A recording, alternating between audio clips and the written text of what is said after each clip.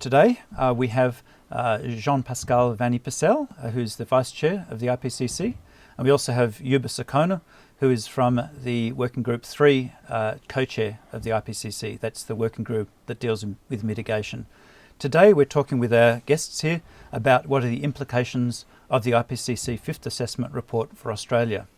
Firstly, Jean-Pascal, can you just give us a quick rundown of what the key messages are from the Fifth Assessment Report? Well, I would say the four key overall messages is first that human influence on the climate system is clear. The second is that if emissions continue at the present pace, there'll be increased impacts and the likelihood of severe impacts having pervasive effects and sometimes irreversible effects affecting first the poor but later everybody will only increase. Third, that there are many opportunities to address this problem by integrating mitigation and adaptation and also the pursuit of other societal objectives to the benefit of everyone. And finally, that humanity today has in present tense the means to cope with the problem and to build a more resilient future. Yeah, there's some very powerful messages there, which resonate a lot with the current circumstances in Australia. And so we'll go into those a little bit more soon. But Yuba, and what are your key messages from the Fifth Assessment? The Fifth Assessment Report on mitigation, we start with looking at the trend of emissions, and they are growing unprecedentedly, despite all the policy that has been undertaken so far. And we have seen from the last 40 years, more than half of the emission happened since 1750, the last 40 years. And then that is mainly driven by the economic growth and the population growth. And as the policymakers have indicated to look at the 2 degrees target, and if we are continue the trend, at the end of the century will be beyond 1,000 gigaton by the end of the century. And then the policymakers have indicated the 2 degrees. And then the 2 degrees, we look at number of scenarios, and then we are able to reach the 2 degrees, and it will be number of challenges at economical challenges, institutional challenges, technological challenges. But however, we will be able to reach it if we start as soon as possible decarbonization of the entire economy, starting with the energy sector. And then the cost of such decarbonization is not very high. It will, based on some of the assessments, because there is a number of economic assessment, it's only 0.02 of the global economy. And then this, looking at the consequences, is not a very big deal. Indeed. So you mentioned decarbonisation pathways there.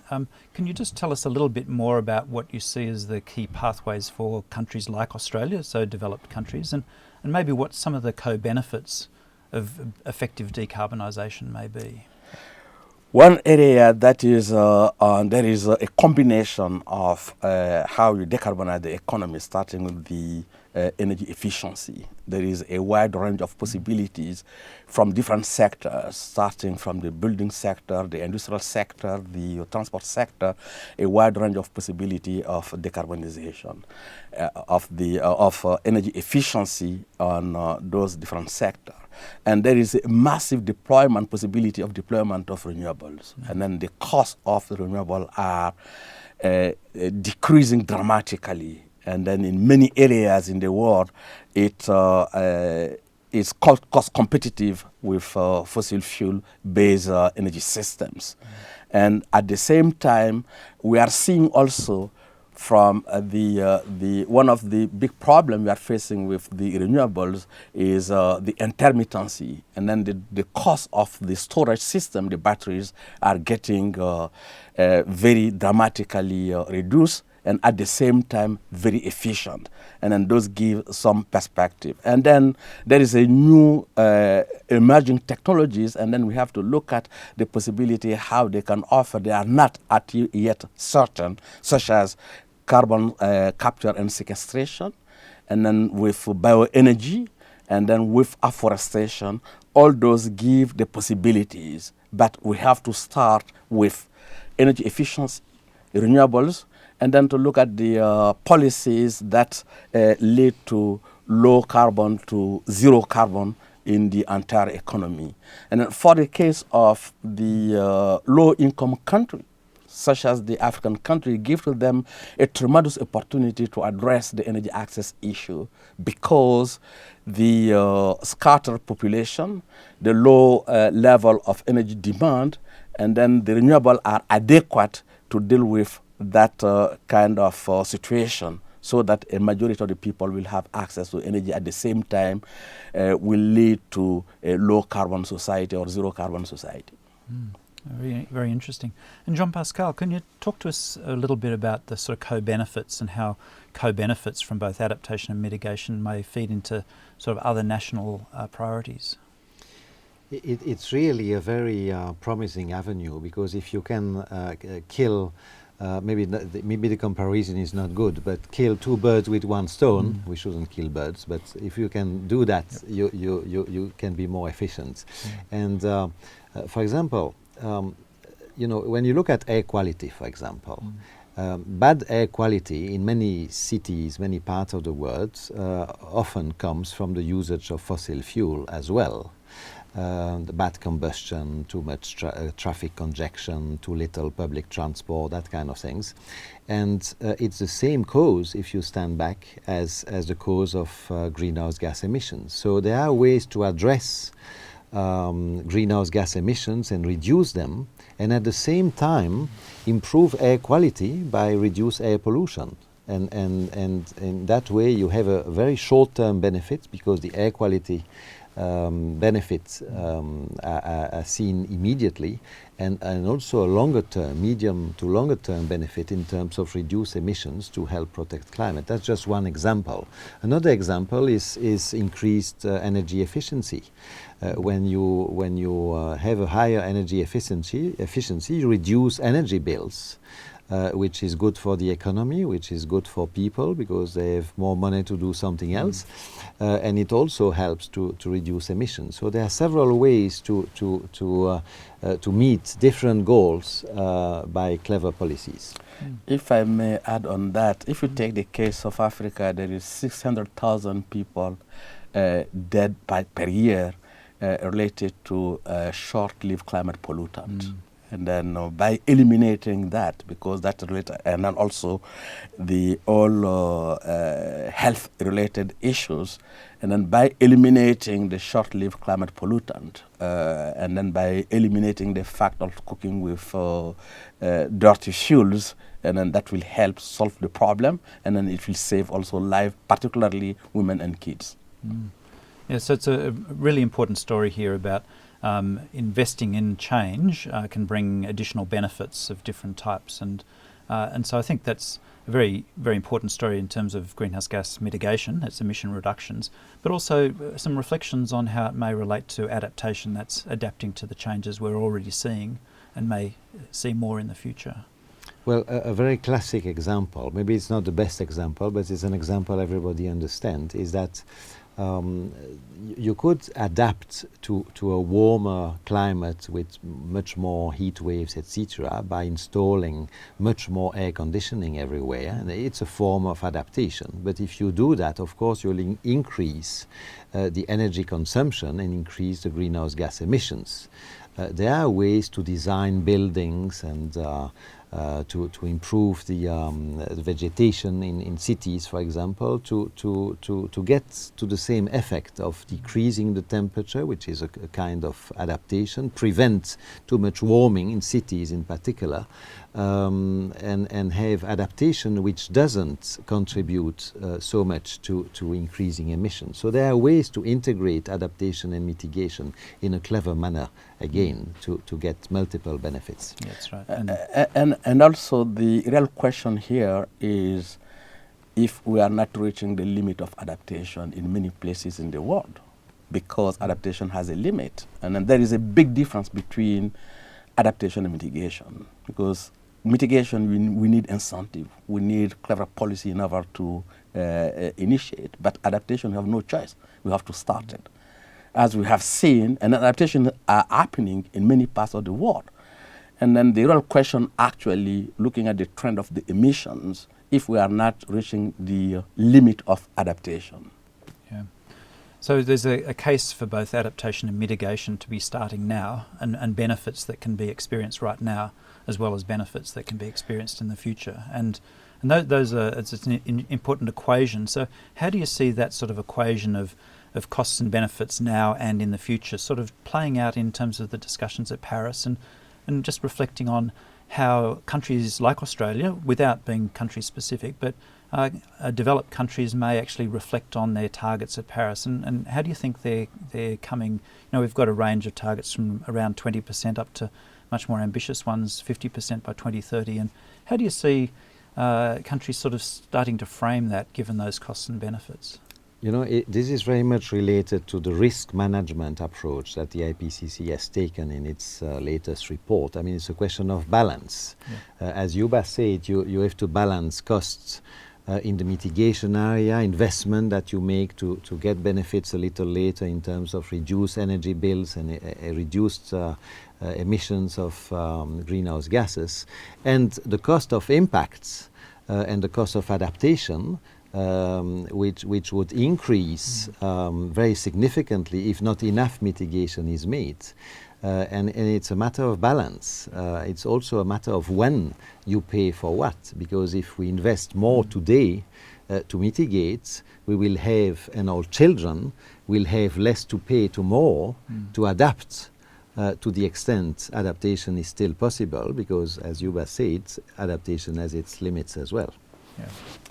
And I think it's important, and what we have seen is encouraging, at least in the case of some of the developing countries. I just came from Cairo, Egypt, 4 days ago, where we had a discussion with the Bureau of the African Minister of Environment. And then they are preparing the Paris conference. And Africa is initiating a proposal that is unprecedentedly ambitious, because that is from now to 2020 to add new additional power of renewables of 10 gigawatt. And then this is quite ambitious in the continent. And then at least a minimum of 20 gigawatt of renewables. And then by 2030, between 2020 and 2030, and then a minimum of 100 gigawatt additional in the continent of renewable. And it is quite ambitious. And then because it's addressing also a fundamental problem of the continent, that is the adaptation. Because most of the people are not seeing renewable as being one of the critical elements for addressing adaptation, related to water, related to agricultural sector, related to most of the livelihood that is where adaptation is critical, is fundamental. And then this is quite ambitious. And I think that also those kind of ambition is needed from different parts of the world. Yeah. So it's a lot of it comes down to sort of investment in different options. And when you're talking with industry, how do you find industry sort of responding to the issues that you're raising? Well, in many parts of the world, larger and larger section of the industry see that it's to their benefit to think about the future in the long term, because it's what their consumers, their clients pay attention to, and being very efficient with resources and energy is also good business. So an increasing fraction of the business community is actually demanding a good framework for action. For example, many, not all, but many are asking to have a price on carbon, for example, to the condition that it would be a fair, done in a fair way and extend to their competitors as well, so there is no competitiveness distortion. But the business community is moving ahead in the area of climate protection, and not only in the mitigation area, but also to an increasing amount in the adaptation area as well. Yeah. Because most of the infrastructure also in the adaptation infrastructure, engineering adaptation, the business sector is playing a critical role. And then for them, investing now is cost effective than waiting later. Waiting later might be out of reach, and then they will lose their competitiveness. Very, very important message. Well, just to wrap up, I'm just wondering if you could give us a very quick, like one sentence summary of how you feel about this issue and the sort of messages you want to send to our viewers. You know, I'm very optimistic about the deal in Paris. As far as the fact of having a deal at the end of the year, I think there will be a deal. Because the understanding, the awareness, and the IPCC has helped for that there is really a problem we need to cope with is much higher now than 10 years ago. I'm a little less optimistic that that deal will solve all the issues at once. There will probably be needs for further negotiations and further progress in the future. But if there is a deal at the end of the year, and I think there will be one, things will be able to be built on it to go further, because probably the sum of all the contributions announced will not be enough to keep the warming below 2 degrees, and humanity will need to do to go further than what has been announced up to now. Thank you. As Jean-Pascal, I'm also optimistic for a number of reasons, because we will have next September in Paris an agreement on the 17 Sustainable Development Goals. And those goals include, in New York, Sustainable Development Goals, 17 goals. And so one of the goal 7 related to energy, sustainable energy for all. And then goal 13 is related to climate. And then that gives also a good indication, a good push for aligning climate change and sustainable development. And then, but the more we wait, the more difficult it will be with us. And then we do not have to leave the burden to our kids. A good note to finish on. Jean-Pascal and Yuba, thank you very much, and ANU wishes you a very productive and happy stay here. Thank you. Thank you very much. Thank you.